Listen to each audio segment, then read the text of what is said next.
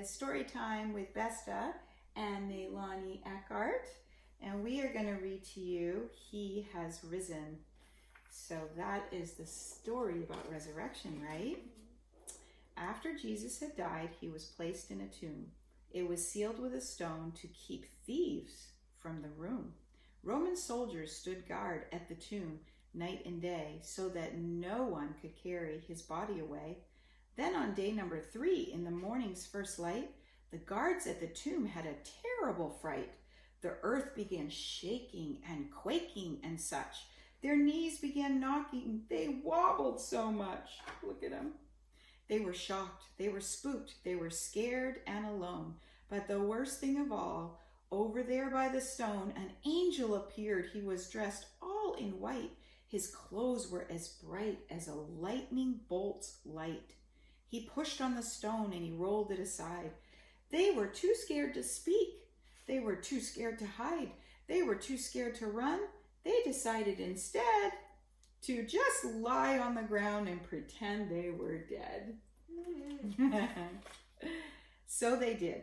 Then the angel just sat on the stone. He just sat and he waited and he left them alone. Then 3 women arrived at the site of the tomb. They were Jesus's friends. They brought spice and perfume. But the stone had been moved and now Jesus was gone. They could see in the tomb by the light of the dawn. Then the angel appeared and he said, "Don't be afraid. You are looking for Jesus. He's not where he laid. He has risen. So go and explain to his friends and to Peter the tomb's not the place where he ends." When the women were where the 11 friends hid, they described what they'd seen. They described what they did. But the friends thought it was nonsense. They didn't believe. No way Jesus had simply decided to leave. Well, they thought they should see with their very own eyes. So they did, and was that ever a surprise? They saw for themselves that he wasn't inside.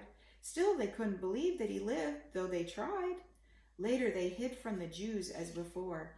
They closed all the shutters. They bolted the door. Then suddenly Jesus was there in the room, looking better than when he was laid in the tomb. Now, was Jesus alive or was Jesus a ghost? It seemed to be him. Well, they thought so, almost. Then he spoke to his friends and he said, "Peace be with you." And he tried to convince all his friends it was true. He said, "Why are you troubled and why do you doubt?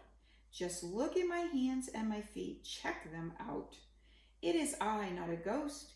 It is a ghost bones and skin. See the wound in my side. Take your hand and put it in." So they did, and at last all his friends really knew what the woman had said they had seen had been true.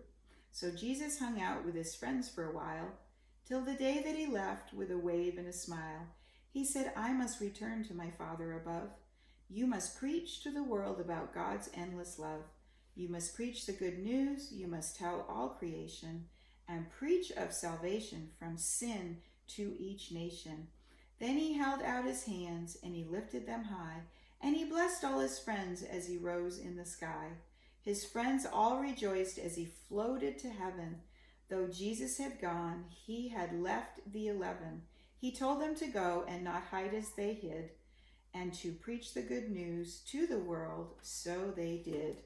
And there he is, Jesus, going up in the sky to God, to Father God. You like that? That's pretty powerful, huh? So resurrection, Jesus was resurrected back to life, and now he's with God, our Father, on the throne, and he loves us.